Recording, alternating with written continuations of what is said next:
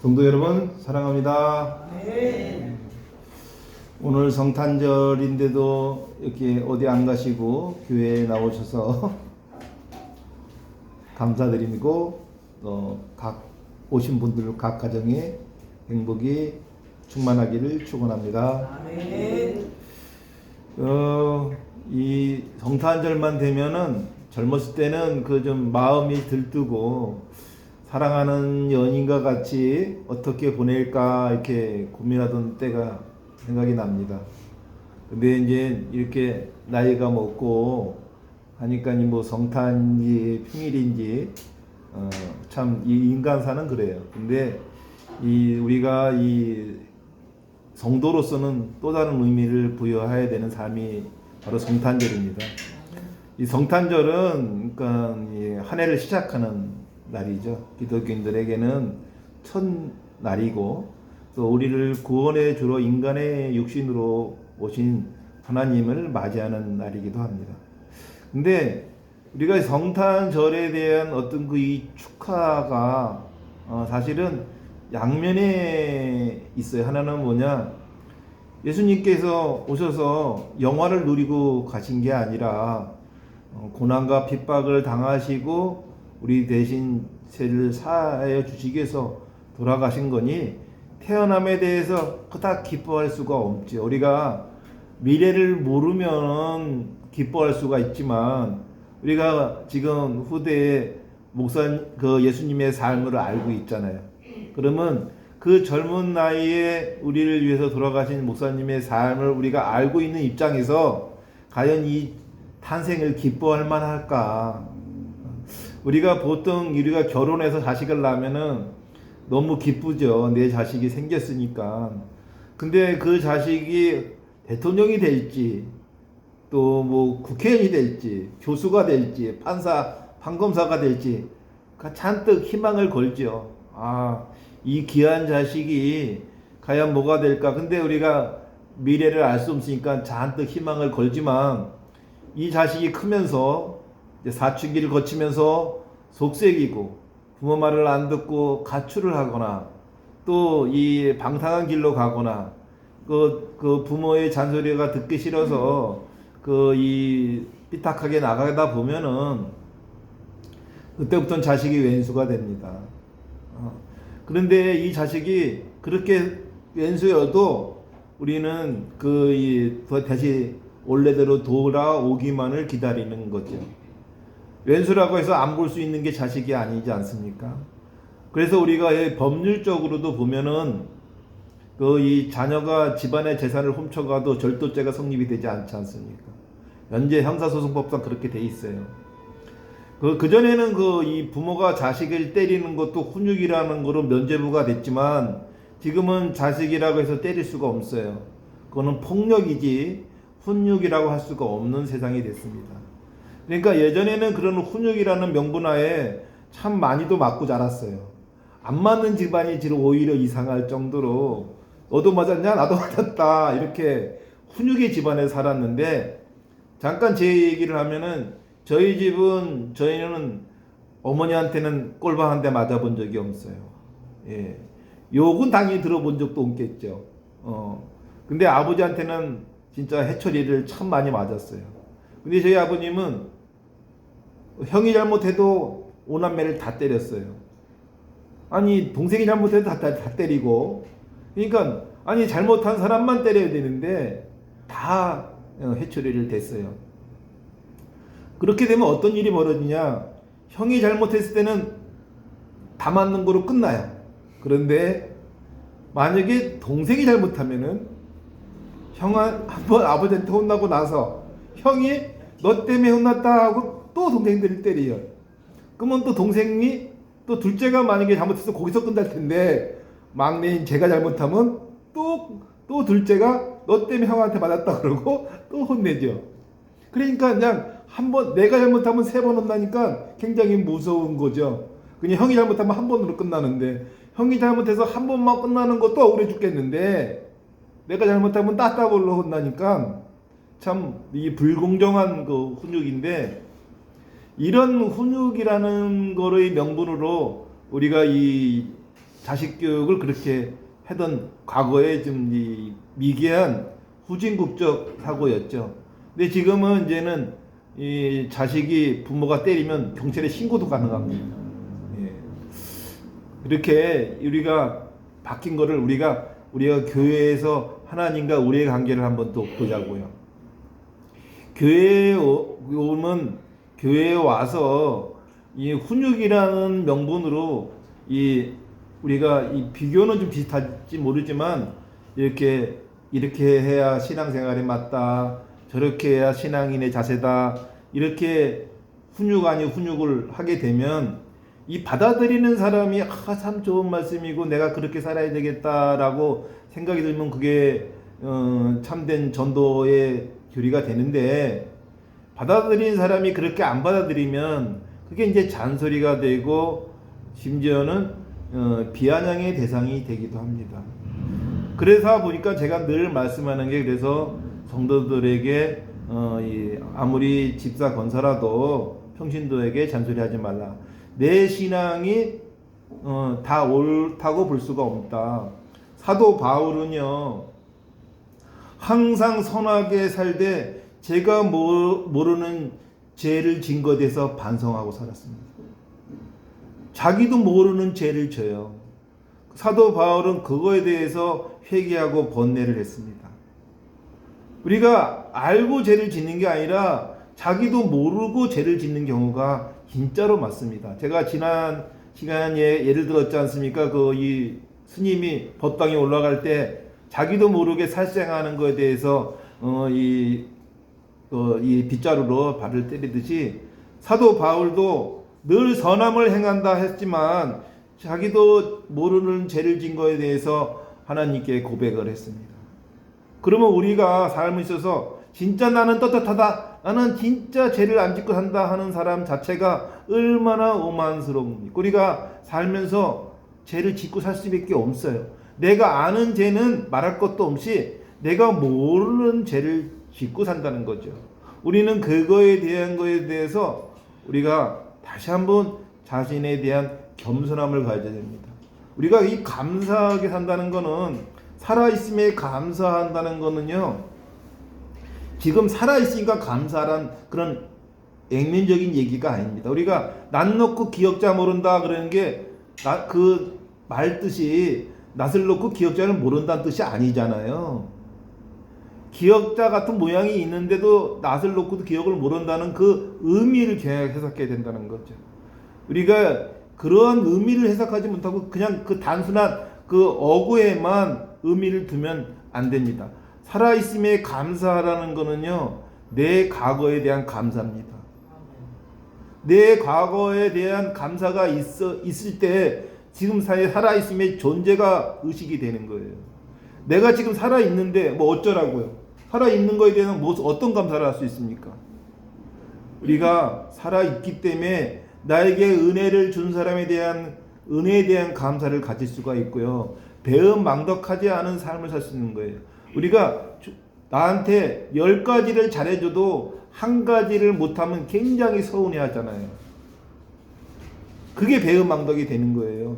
10개를 잘해줬어도 하나를 못해준 것 때문에 미워하고 질투하고 시기하고 이런 경우의 삶을 우리가 많이 겪지 않습니까? 우리가 늘 항상 얘기하는 게 나는 내려놨다 그러는 사람들하고 나는 욕심이 없다 하는 사람들처럼 거짓말이 없는 게 없죠. 우리가 내려놓는다는 기준도 본인 기준으로 내려놓은 거지, 옆에서 볼 때 안 내려놓은 것 같으면 안 내려놓은 겁니다. 그러니까 내가 옳게 살았다고 해도 사도 바울이 일부러 죄를 저질렀겠습니까? 그렇지 않잖아요. 늘 선을 추구하고 선을 행함에 있어서 예수님을 닮아가려고 노력한 사도 바울이 왜 자기도 모르는 죄를 진 거에 대해서 반성하는 기도를 했을까요?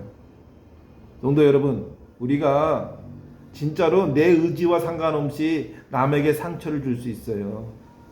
나는 그 사람을 위한다고 한 건데 받아들인 사람이 상처면 상처인 거예요. 그런데 이렇게 생각하면 우리 그거 뭐 아무 말도 안 하고 그냥 벙어리로 살아야 됩니까? 라고 할 수 있죠. 나는 위한다고 한 건데 그게 상처가 될까봐 두려워서 구더기 못 써서 장 못 담가야 되겠습니까? 그럴 수는 없죠. 중요한 핵심이 있어요. 뭐냐면 역지사지에 대한 것을 생각하시면 됩니다. 상대의 입장에서 내가 한번 생각해 볼 필요가 있어요. 저는 늘 기도를 하면서 내 기도발에 듣지 않는 것에 대해서 일단은 감사합니다.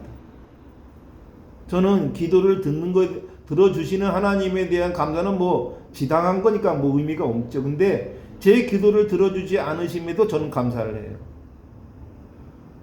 왜냐하면 기도를 들어주시지 않기 때문에 제 간절함은 더 간절해지게 돼 있어요. 더 간절하기 때문에 하나님과 가까워지려고 노력을 합니다. 우리가 쉽게 이루어지면 너무 이 감동을 모르잖아요. 우리가 돈을 어렵게 벌어봐야 돈의 귀중함을 알잖아요. 쉽게 벌면 또 돈도 쉽게 써져요. 하나님의 은혜도 어렵게 받은 은혜는 잊혀질 수가 없어요.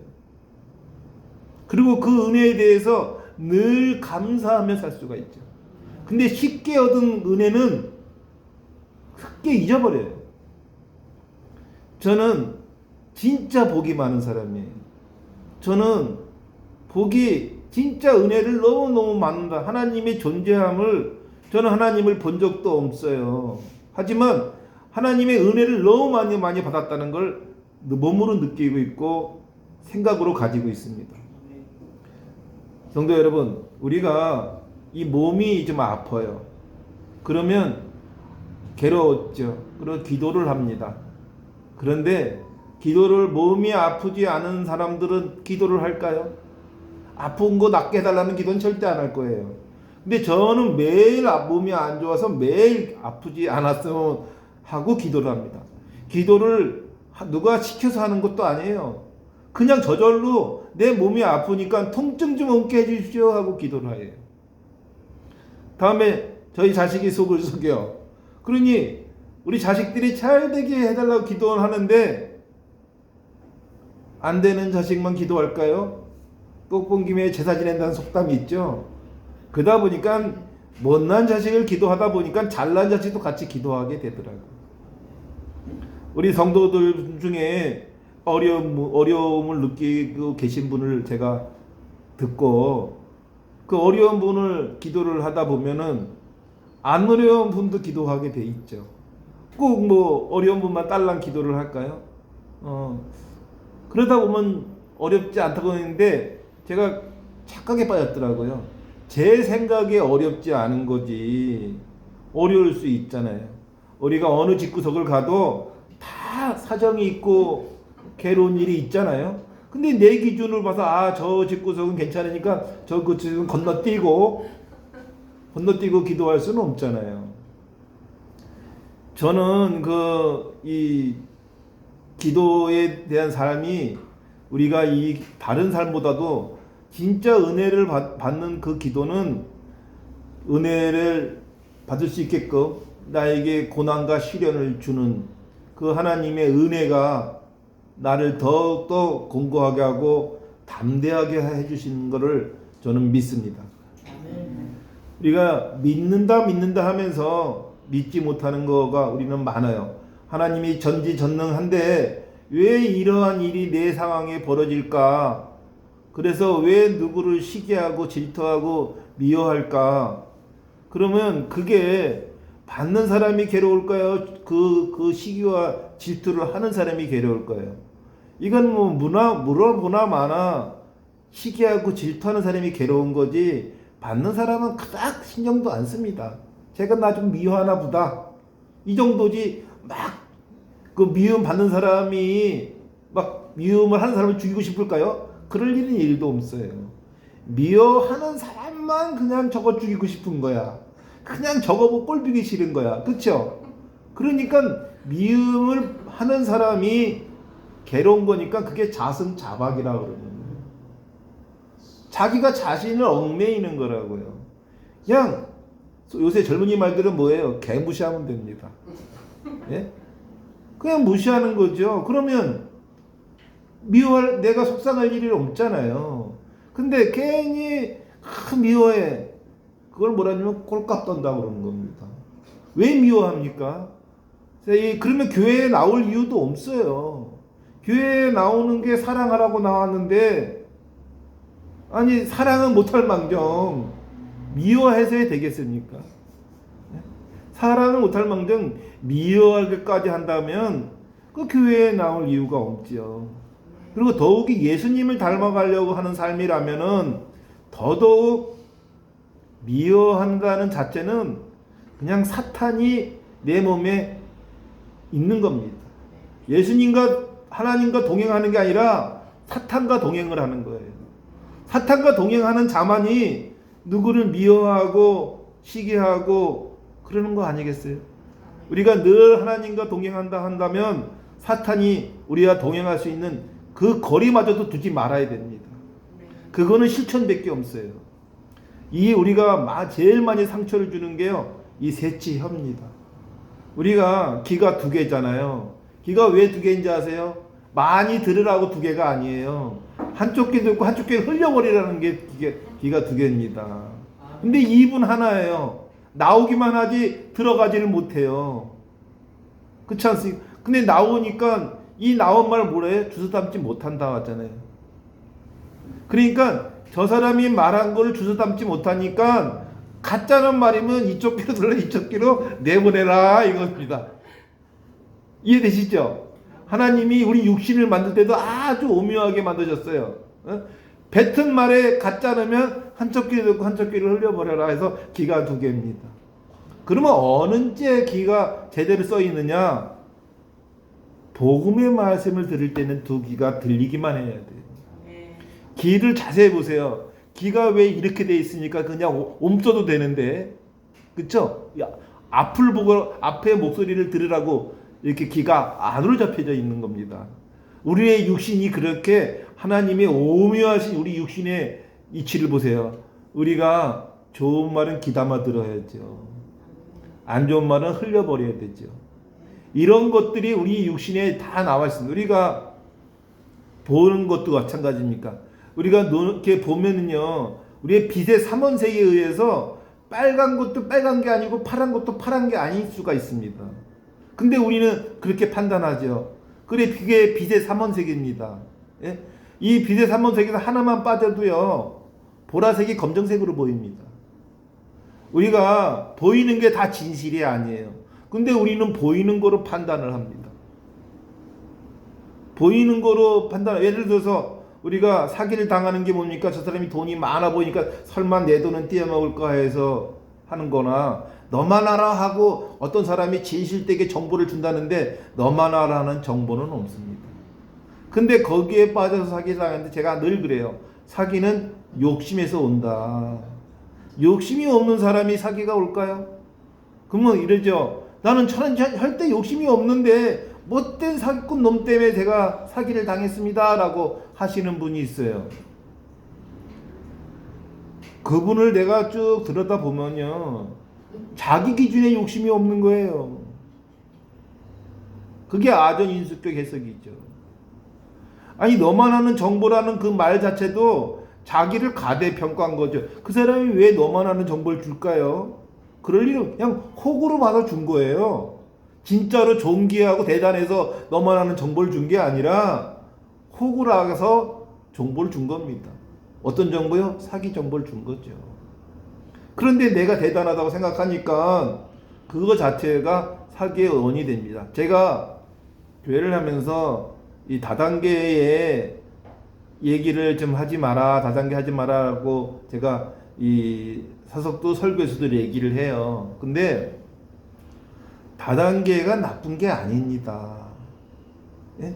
생산자와 소비자를 연결하는 중간 마진을 누구에게? 소비자에게 준다는 이론이 다단계의 시작점입니다. 얼마나 좋습니까? 왜냐면요, 대관령에서 배추가 200~300원 밖에 안 가는데 가락동에 오면 10,000원이 됩니다. 예? 그러니 중간에 유통마진이 얼마나 커요. 그런데 그러니까 그 유통 마진을 소비자에게 준다는 이론으로 시작된 게 다단계 네트워크인데 그 이론대로 현실이 이루어지냐? 그렇지 않잖아요. 그거는 마치 공산주의하고 똑같은 거예요. 공동생산, 공동분배 얼마나 이론적으로 좋습니까? 그런데 공동생산, 공동분배를 했더니 열심히 일하는 사람과 열심히 일하지 않는 사람이 똑같으니 열심히 일을 하는 사람이 일을 안 하게 되는 거거든요. 그러다 보니까 공산주의가 붕괴가 된 거 아닙니까?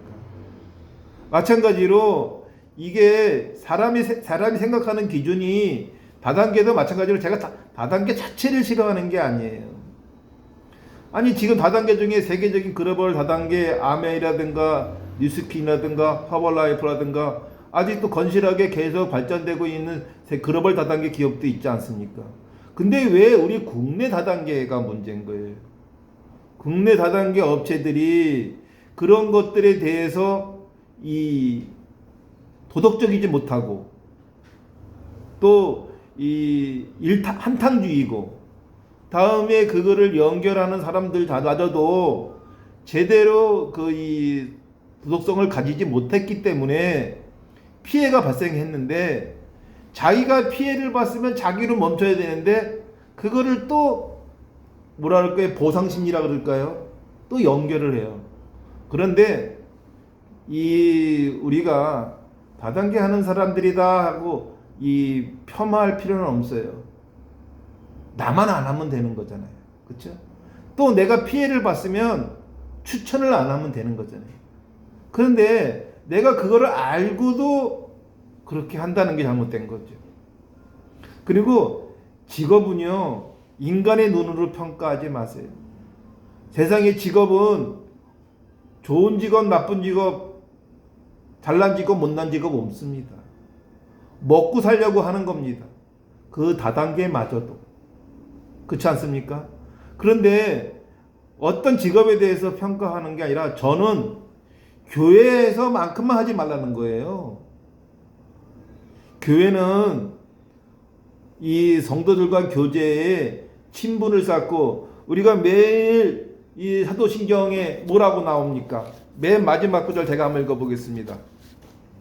나는 성령을 믿으며 거룩한 공교회와 성도의 교제와 죄를 용서받는 것과 무의 부활과 영생을 믿습니다.